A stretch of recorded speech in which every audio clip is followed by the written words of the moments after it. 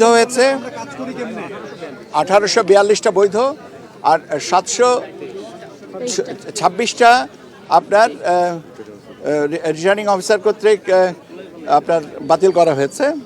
3টার মধ্যে আলোচনায় আসেনি। মাননীয় প্রয়াত প্রধানমন্ত্রী ওনারটা যেহেতু ইনফ্যাকচুয়াস হয়েছে ওইটাকে নেওয়া হয়নি, সেই সূত্রে 726টা।